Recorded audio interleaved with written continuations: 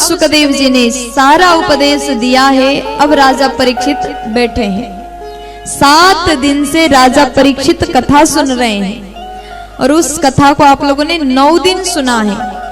सुखदेव जी महाराज अंतिम उपदेश राजा परीक्षित को दे रहे हैं।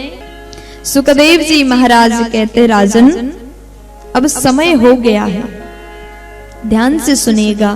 मैं जो बात बोलने जा रहा हूं उसे अपने मन में धारण कर लेना।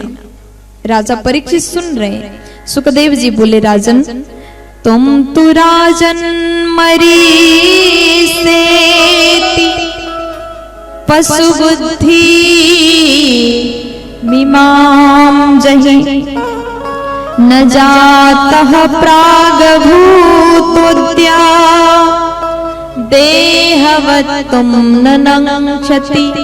तुम तो राजन मरिष्यति। अब महाराज आपको मरना होगा, क्योंकि आपके पास में 7 दिन था। 7 दिन में मरने का श्राप आपको लगा था। अब 7 दिन बीत गए और महाराज अभी भी क्या आपके भीतर अज्ञान है? अभी भी आपके भीतर कोई संदेह है? आपको अभी भी मौत से भय है? अभी भी डर है आपके भीतर?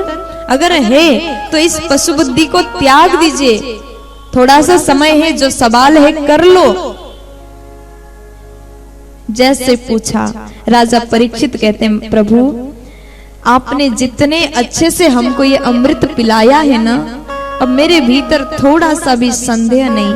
और मैं प्रभु आपकी कृपा से अब मेरे भीतर जरा सा भी डर नहीं है, भय नहीं है। देखिए, भागवत कथा हमने पहले के दिन कहा था, भागवत कथा हमको जीना सिखाती है, भागवत कथा हमको मरना सिखाती है। आप जितने भी ग्रंथ सुनोगे, इतने अच्छे से मुक्ति का साधन भागवत में जो बताया है, भागवत हमको मरने की कला सिखाती है, कैसे मरना चाहिए, कैसे अपने जीवन का उद्धार करना चाहिए। राजा परीक्षित ने 7 दिन ये कथा को सुन लिया। अब कहते हैं कि प्रभु आपके मुख से जो अमृत निकला उसको पान करके हमारे भीतर मौत का जो भय था ना, वो सदा के लिए खत्म हो गया। मरना सिखाने का अर्थ यही है। हम सभी को मृत्यु का नाम सुनते ही डर लगता है ना? आप लोग को लगता है कि नहीं? किस किस को नहीं लगता? हाथ उठा के बताना। मतलब सब डरपोक हैं। प्यार से बोलो। आप लोगों ने कथा सुने हैं, 9 दिन आपने कथा सुना है। क्या आप लोगों के भीतर अभी भी मौत से डर है? जिसको नहीं है ऐसे करके हाथ उठा दो। अच्छा ये बताओ, अगर डर है भी तो क्या कर लोगे? है ना? डर है भी तो क्या कर पाएंगे? हम अपने मर्जी से नहीं मर सकते। दुनिया में जितने भी काम होता है सब हम अपने मर्जी से, भूख लगती है अपने मर्जी से खाते हैं, अपने मर्जी से कपड़ा पहनते हैं। हमको क्या खाना है, क्या पहनना है, कौन से कपड़ा यूज करना है, हम सब अपने मर्जी से करते हैं। लेकिन मरना अपनी मर्जी से नहीं मर सकते। ये दुनिया का सच्चाई है, जीवन का सबसे बड़ी सच्चाई यही है। जीवन मिला है, मानव तन मिला है, भगवान ने हमारे ऊपर कृपा किया कि हमको मनुष्य बना दिया, मनुष्य का शरीर मिला। और इस शरीर को पाने के बाद में इतना विवेक भी दिया है, चेतना दिया है, ताकि हम अपने जीवन की सही गलत समझ सके, क्या अच्छा है क्या बुरा है उसको जान सके। फिर भी हमने अपने जीवन को नहीं सुधारा है तो हमारे जैसा दुर्भाग्यशाली कोई और नहीं हो सकता। इसलिए मौत से मत डरिएगा, क्योंकि सबको मरना तो है ही। रो रो कर मरने से अच्छा तो हंस के मरा जाए, है ना? प्यार से बोलो। भागवत मरने की कला सिखाती, इसका अर्थ यह है मुक्ति के साधन बताती है। भागवत सुनने से हमें ये पता चल गया इतने दिन कथा सुन करके हम ये जान गए कैसे कथा सुन करके हम अपने मन को भगवान तक जोड़ सकते हैं। भक्तों के चरित्र आपने सुना है, प्रत्येक भक्त के चरित्र से हम अपने जीवन में सीख ले सकते हैं कि हम अपने जीवन को कैसे चलाना चाहिए, कैसे जीना चाहिए।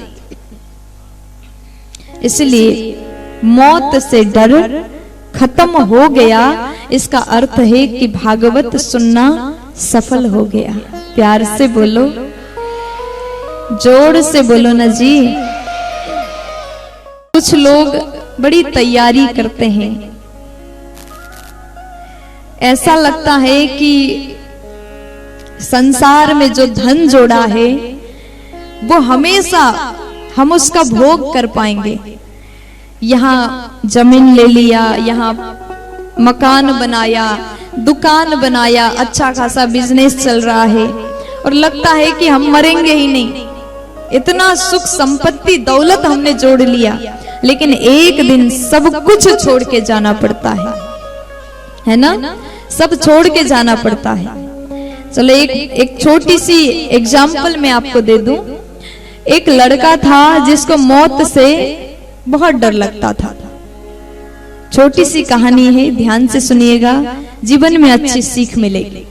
एक लड़का था, उसको मौत से अति डर लगता था। वो सोचता था कि मुझे मरना ना पड़े, और बहुत बूढ़ा भी नहीं हुआ था, जवानी था। लड़का है तो जवानी होगा ना, प्यार से बोलो। अब उसके बाद में एक बार वो अपने काम कर रहा था, इतने में यमराज जी आ गए।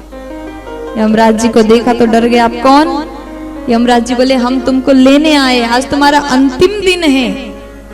तब वो डर गया, कहता है कि महाराज मुझे चाय पीने की आदत है, थोड़ा सा टाइम दे दो, 2 मिनट दे दो, हम चाय बना करके पियेंगे और जल्दी से चाय पी करके आप जो बोलोगे हम करने को तैयार हैं। यमराज जी बोले ठीक है, तो तुम्हें थोड़ा सा टाइम देता हूँ, चाय पी लो। तो वो भीतर गया, चाय बनाया, बढ़िया चीनी चाय पत्ती डाला, अच्छे से पकाया, अदरक डाला, और उसने सोचा अगर ये चाय उनको भी पिला दूं तो उनको सुला सकता हूँ। नींद की गोली मिलाया और चाय, 1 कप चाय यमराज जी को पिला दी। पूछा उसने पियेंगे आप? यमराज जी ने सोचा कि आज तक नहीं पिया, एक बार पी लेता हूँ, स्वाद के लिए पी लिए। और जैसे यमराज जी ने चाय पी, वो सो गए नींद में। इतनी गहरी नींद लगी, नींद की गोली का असर था। 2 घंटे बड़े अच्छे से सो गए। तो उसने इतने में क्या किया कि उसने बुद्धि लगाया, दिमाग लगाया। जो लिस्ट यमराज जी के पास था छूट गया, वो सो रहे हैं और आज जितने लोगों को मरना था ना, सबका नाम लिखा था और सबसे ऊपर उसी लड़का का नाम था। उसने विचार किया सबसे ऊपर से नाम हटा करके नीचे लिखता हूँ, ऐसा करने से मेरे पास में टाइम बचेगा और उस टाइम में मैं अपना काम करूंगा। उसने अपने नाम ऊपर से हटा करके सबसे नीचे लिख दिया। और 2 घंटे बाद यमराज जी जगे और यमराज बोले कि बेटा तुमने पता नहीं कौन सा चाय हमको पिलाया, इतना स्वादिष्ट था और तुमने मुझे इतना प्रेम दिया और तुम्हारे प्रेम से हम आज अति प्रसन्न हैं। इसलिए हम एक काम करते हैं, तुम्हारे लिए आज सबसे ऊपर से शुरू ना करके सबसे नीचे से शुरू करते हैं, सबसे नीचे से शुरू करते हैं। देखिए हम मनुष्य वही करते जो हमको अच्छा लगता है। हम चाहते हैं कि हमारा चले, वो हर कोशिश हम करते हैं जितना हम कर सकते हैं, दिमाग लगाते हैं, लेकिन हम करते हैं जो वही हम चाहते हैं। ऐसा हो तो हम वही करते हैं, कोशिश करते, प्रयत्न करते हैं, लेकिन होता वही है जो भगवान चाहते हैं। इसलिए मौत जीवन का ऐसा सच्चाई है जिसको हमें हर परिस्थिति में स्वीकार करना ही होता है। एक दिन सबको मरना है। कुछ चीजें हैं आप स्वयं को वो करना पड़ता है। देखो जिस प्रकार अगर आपको भूख लगे तो आप दूसरों को नहीं बोल सकते कि मुझे भूख लगी तुम थोड़ा खा लो, बोल सकते हैं? नहीं बोल सकते। अगर आपकी शादी है तो वहां फेरे भी आप ही को लेना पड़ेगा। आप दूसरों को नहीं बोल सकते मुझे थोड़ा भूख लगी, मैं अंदर जा रहा हूं खाने के लिए, मेरे हिस्से की फेरे तुम ले लो, वो नहीं बोल सकते। इसी प्रकार मौत है, अगर आपके हिस्से में आया है तो मरना स्वयं को पड़ेगा। इसलिए मरने से पहले कुछ ऐसा कर जाओ, मरने से पहले ही मर जाओ। अब बुरा मत मानिएगा, हम आपको मरने के लिए नहीं बोल रहे हैं। मरने से पहले मरने का अर्थ यह है अपने इच्छाओं को खत्म कर दीजिए। मौत बिल्कुल पास है, वृद्धावस्था हो गया है, फिर भी मन में तमाम इच्छाएं हैं, हमारे पास ये हो जाए वो हो जाए, अभी भी इच्छाएं अगर है तो आपको आसान मृत्यु नहीं मिलेगी। जब तक आपका इच्छा समाप्त नहीं होता तब तक आप मृत्यु को हंसकर के स्वीकार नहीं कर सकते। इसलिए इच्छाओं को मार दीजिए। धीरे धीरे धीरे धीरे पूर्णतः समाप्त करना संभव नहीं है, फिर भी धीरे धीरे कंट्रोल हम कर सकते हैं। ये सत्संग के माध्यम से, कथाओं के माध्यम से अपने इच्छाओं को हम धीरे धीरे मार दें, और अगर इच्छा खत्म हो गया है और उसके बाद मौत हो जाए तो वो मौत केवल मृत्यु नहीं, मुक्ति हो जाता है। प्यार से बोलो